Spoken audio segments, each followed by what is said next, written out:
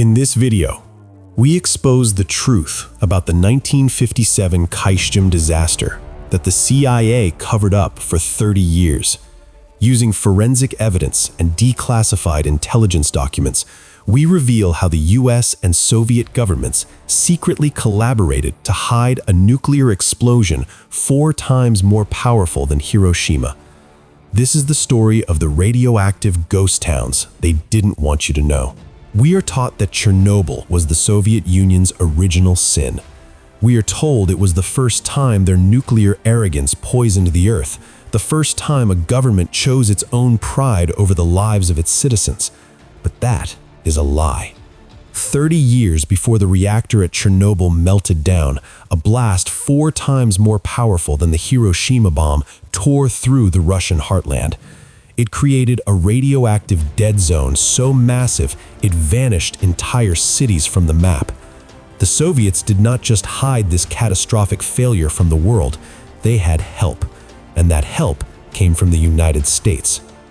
The craziest part of the 1957 Kyshtym disaster is not that the Soviet Union buried the truth. It is that the American CIA captured the fallout, knew exactly what was happening, and actively chose to cover it up for 30 years. And the reason the CIA kept this secret was not to protect national security, it was to protect their own profits. This is the story of a silent killer, an invisible fire that contaminated 20,000 square miles of land. 270,000 people were exposed to extreme, lethal doses of radiation in a matter of hours. Over 10,000 innocent civilians were eventually evacuated, but only after weeks of continuous exposure to toxic fallout. Official Soviet records state that 0 people died in this event. Forensic analysis and modern demographic studies tell a completely different story, estimating over 8,000 agonized deaths, 0 survivors in the heaviest hit zones, entire bloodlines erased. You are going to see the declassified memos that prove the United States government chose silence over human safety. You are going to meet the exiled Russian scientist who vanished for trying to tell the truth to the world. And you will discover why the river of death is still flowing today, highly toxic, right through the backyards of the people left behind. By the end of this video, you will question every official report you have ever read about nuclear safety. The year is 1948. The world is plunged into the freezing paranoia of the Cold War. The United States has already demonstrated the apocalyptic power of the atomic bomb in Japan. Joseph Stalin is obsessed with catching up. He knows that whoever controls the atom controls the future of human history. The Soviet Union needs weapons-grade plutonium, and they need it immediately. To get it, they build a shadow empire. Deep in the Ural Mountains, far from the prying eyes of Western spies, the Soviets construct City 40. Today, it is known as Ozyorsk, but back then, it simply did not exist. You could not find it on any map. There were no road signs pointing to it. The citizens who lived and worked there had no official identification. They were ghosts, bound to the state, sworn to absolute secrecy under the threat of execution. At the heart of City 40 is the Mayak Production Association. It is a sprawling, brutalist nightmare of a facility designed with one singular purpose: to produce the plutonium required for nuclear warheads. And the culture inside Mayak is terrifyingly simple. Safety is secondary to quotas. The plant directors operate under a terrifying mandate. If they do not produce the plutonium, the Americans will destroy them. Production never stops. But the byproduct of creating weapons-grade plutonium is millions of gallons of highly radioactive, boiling liquid waste. In the early years, the directors of Mayak do not even bother trying to store it. They take the path of least resistance. They pipe the high-level radioactive sludge directly into the Techa River. This is the exact same river that dozens of farming villages downstream rely on for their very survival. Simple farmers, peasants who survived the Second World War, are washing their clothes in this water. Their children are swimming in it. They are pulling fish from the river and feeding it to their families. The doctors in the region start noticing a massive spike in mysterious illnesses. People's teeth are falling out, their skin is blistering, their immune systems are collapsing. But the state police strictly forbid the doctors from using the word radiation. But dumping into the river becomes too obvious even for the Soviet state. They need a new solution. They begin constructing massive underground steel tanks to hold the toxic sludge. These tanks are encased in thick concrete. They are built to hold 80 tons of nuclear waste. Because the waste is so radioactive, it generates intense boiling heat. It requires a constant, uninterrupted flow of cold water pumped through a complex network of cooling pipes just to keep the tanks from boiling over. The system is flawed from the very beginning. The pipes are cheap, the monitoring systems are rudimentary. Faceless bureaucrats in Moscow demand higher output, completely ignoring the failing infrastructure holding the poison beneath their feet. This is where it falls apart. The warning signs are everywhere, but they are deliberately ignored. In 1956, the cooling system for Tank 14 springs a massive leak. The repair lines are buried deep under highly radioactive concrete. The plant managers decide it is too difficult and too dangerous to send men in to fix the pipes, so they make a decision that will doom thousands of lives. They just turn the cooling system off. For a full year, Tank 14 sits in the dark. Without the cold water, the 80 tons of radioactive waste begins to heat up. Slowly, steadily, the liquid boils away. As the water evaporates, the waste dries out. It fundamentally changes on a chemical level. It turns into highly explosive, concentrated nitrate salts. The workers at the Mayak plant start noticing strange phenomena. They report an unnatural heat radiating from the ground near the storage array. They notice the earth physically bulging upward, warping the concrete above it. They file reports, they warn their supervisors, but the managers ignore the warnings. Shutting down the plant to investigate would mean halting plutonium production, and halting production means facing the wrath of Moscow. They choose to look the other way. But what happens next defies all logic. It is September 29, 1957. The time is 4:20 p.m. The pressure inside Tank 14 finally reaches a critical breaking point.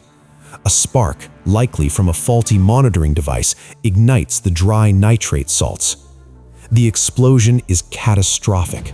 The blast hits with the force of up to 100 tons of TNT.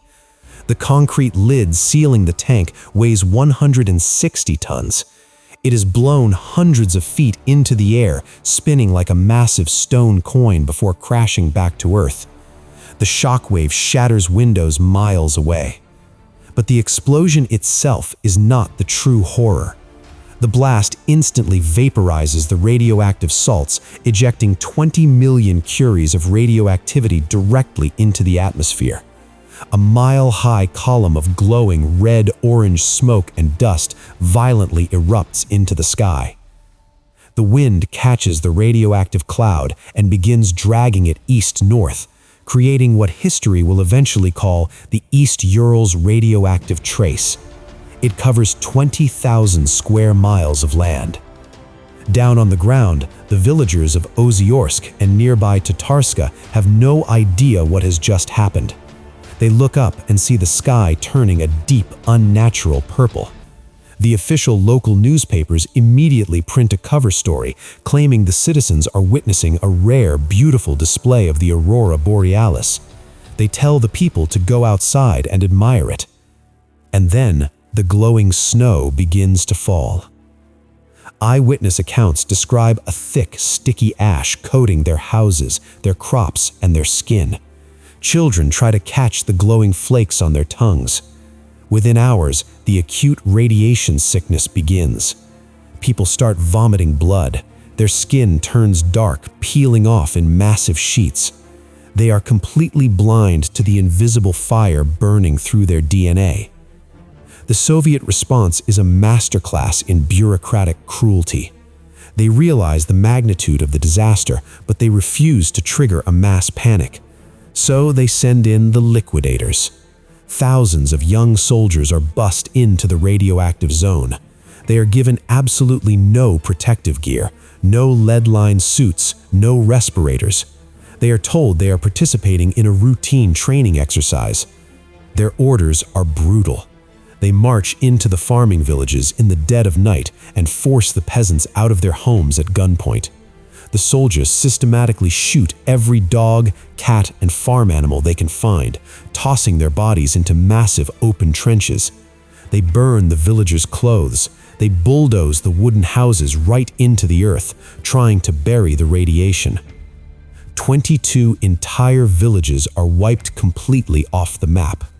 Gone. Erased from human history. But the nightmare is just beginning for the survivors. The evacuation process is criminally slow. It takes 10 full days before the military even begins to evacuate the most heavily contaminated villages closest to the blast.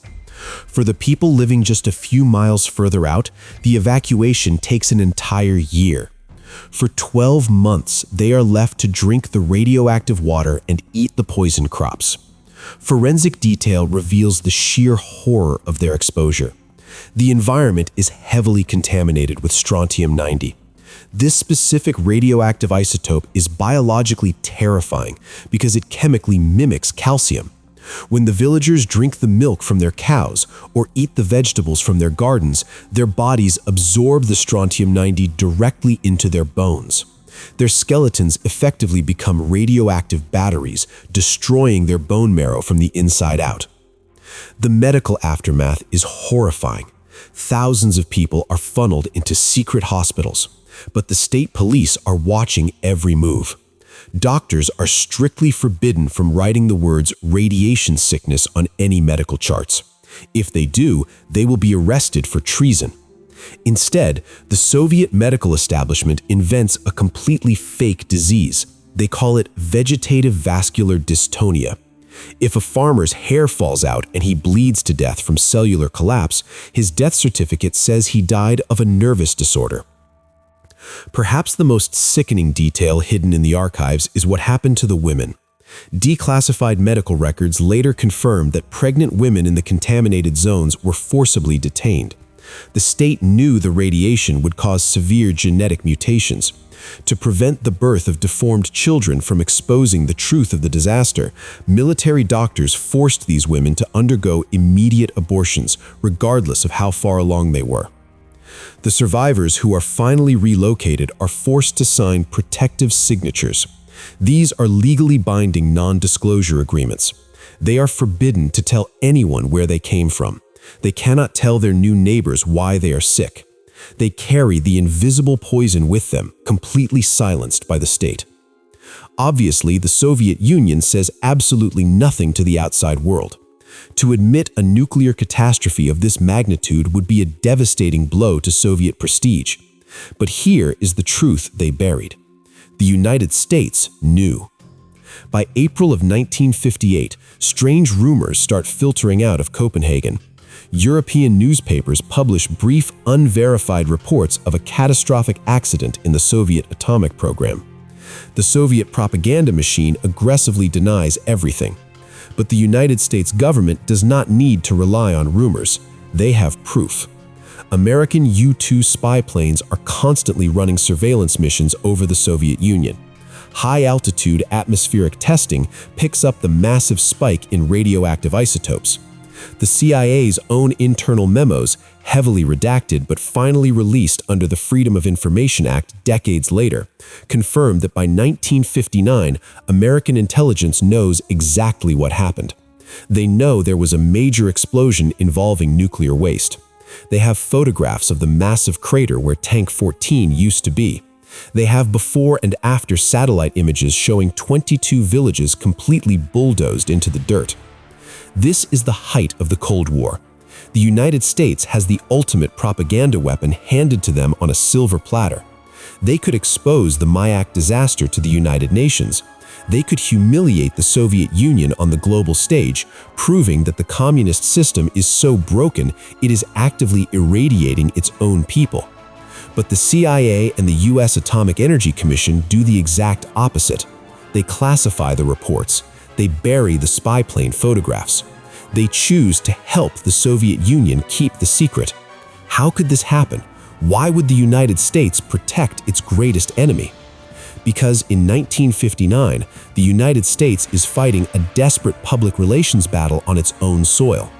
The American government and massive private corporations are pouring billions of dollars into building the first commercial nuclear power plants, like the Fermi 1 reactor in Michigan. The American public is already deeply terrified of nuclear energy. They have seen the footage of Hiroshima and Nagasaki. They know what the atomic bomb does. The Atomic Energy Commission is working overtime to convince the American public that nuclear energy is perfectly safe. They are running massive campaigns promising clean, cheap energy. If the American public suddenly learns that nuclear waste cannot just be safely buried, that it can spontaneously explode with the force of 100 tons of TNT and wipe out 20,000 square miles of land, the anti-nuclear backlash would be unstoppable. The American nuclear industry would die before it even gets off the ground. Admitting that radioactive waste could explode is bad for business, so the highest levels of the United States government quietly agree to look the other way. Two enemy superpowers who agree on absolutely nothing else silently agree on one thing. The lives of 10,000 Russian peasants are worth less than the reputation of the nuclear industry. The deception lasts for decades. The CIA goes out of its way to protect the lie. In 1976, an exiled Soviet biologist named Zhores Medvedev finally manages to smuggle the truth out to the West. He publishes a detailed account of the Kyshtym disaster in the New Scientist magazine. He outlines the explosion, the glowing cloud, the strontium-90 in the bones of the victims. He risks his life to expose the massacre. But what happens when he publishes the truth? The Western scientific establishment attacks him. The chairman of the United Kingdom Atomic Energy Authority goes on record calling Medvedev's story pure rubbish. Prominent American scientists publicly mock him, calling his research science fiction. They claim it is chemically impossible for liquid nuclear waste to explode. They completely assassinate his character. But behind closed doors, in classified intelligence briefings, these same scientists and government officials know that every single word Medvedev wrote is the absolute truth.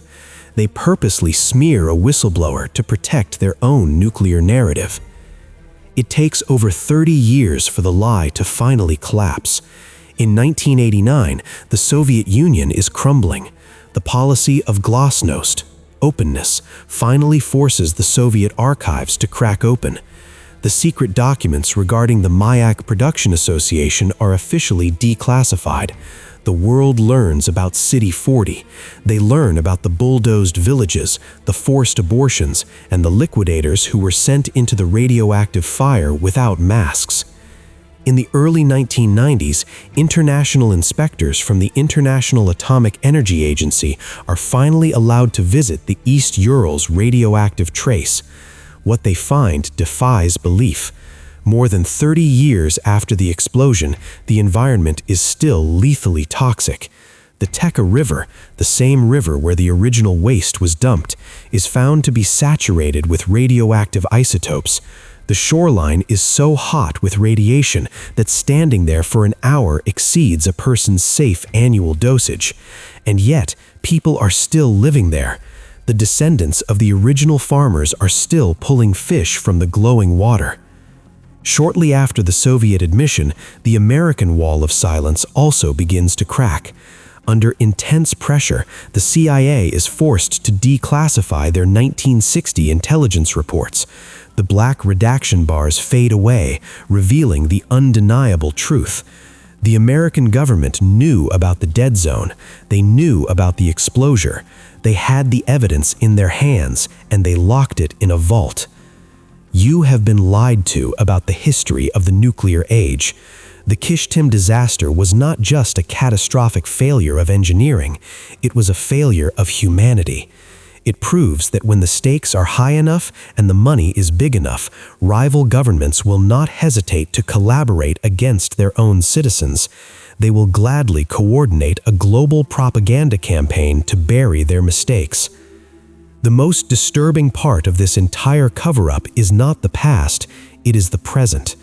The Mayak Production Association was never permanently shut down. It is still operating today. It is still processing spent nuclear fuel. The surrounding region remains one of the most radiologically contaminated places on the surface of the Earth, and the residents of the nearby villages are still getting sick, generation after generation, trapped in a radioactive ghost town that history tried to forget. If you are shocked by what the CIA and the Soviet Union collaborated to cover up about the Kyshtym disaster, you need to see what they are hiding about the human experiments conducted during the space race. Hit that like button to help expose these historical lies. Subscribe for more deep dives into the dark history they removed from your textbooks. And remember, the next time a government agency tells you an incident is completely safe, you will know the truth they are capable of burying.